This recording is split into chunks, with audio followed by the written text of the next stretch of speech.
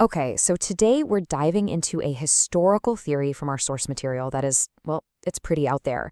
It basically takes the story of World War II that we all know and flips it completely on its head. So let's just jump right in and walk through this alternative version of history. Every good conspiracy theory seems to start with a question. One little detail from the official story that just doesn't quite sit right. And the theory we're looking at today builds its entire case around one of those nagging puzzles from right after the war. And here it is. This is the central question. After everything that happened, Pearl Harbor, the atrocities, why did Emperor Hirohito get a pass?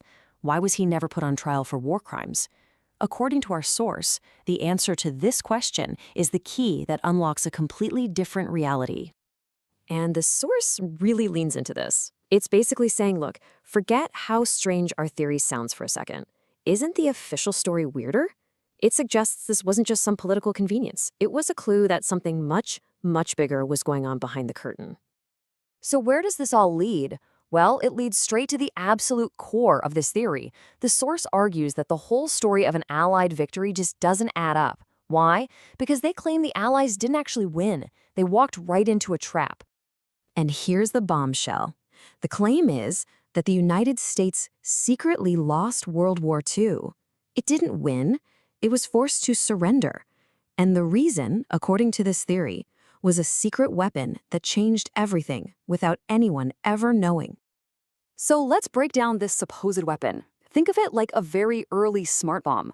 First, they launch a drone plane just packed with dynamite.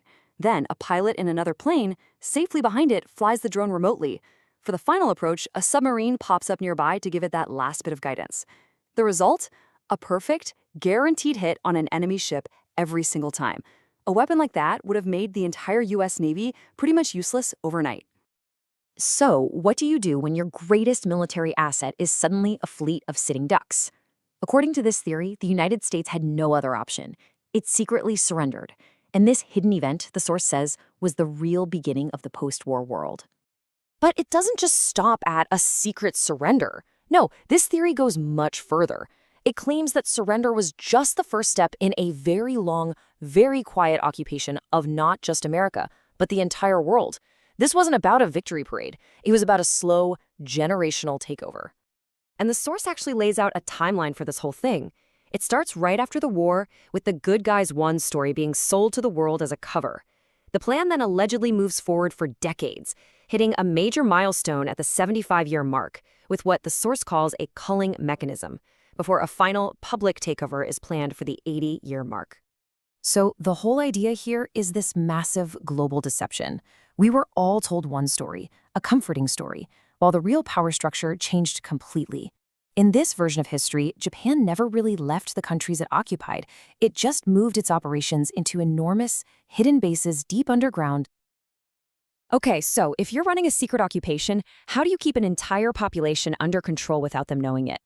Well, the source material goes on to list several invisible tools that it claims have been used for decades to weaken and control American society from the inside out.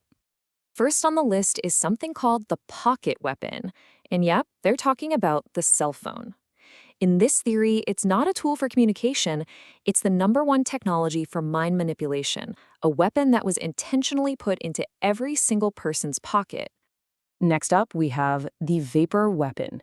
This is the idea that vaporizers were deliberately introduced to the public, but that they contain lead. And the goal, according to the source, was to cause widespread physical weakness and just generally damage the population's health. The theory also gets into what it calls a biological weapon. It claims that vaccines are being used to deliver toxins like aluminum and formaldehyde. The source then alleges that this is the real cause of sudden infant death syndrome, and that it's all part of a larger population control program. And finally, there's the food weapon. The idea here is that the entire food supply has been compromised. Common things like fortified vitamins, niacin, riboflavin, and even fluoride in the water are described not as nutrients, but as drugs used to mass medicate and pacify the whole of society. So, after all that, where does this theory say we are right now? This next part lays out the supposed current state of the world, this hidden empire, and what the source claims it means to be a true superpower. This slide really puts the two realities side by side. On one hand, you have the official story we all know. On the other, the underground reality from the source. So we think the US is the superpower. This theory says it's secretly Japan. We think our leaders are in charge. This theory says they're basically robots controlled by nanotechnology. And it even reframes the US's role from a global partner to something it calls a meat locker, just a resource to be used by this hidden empire. And there are a few other key details the source provides. It argues that a real superpower wouldn't be out in the open. It would be hidden underground where it's safe. The motivation for this whole centuries-long plan? Revenge.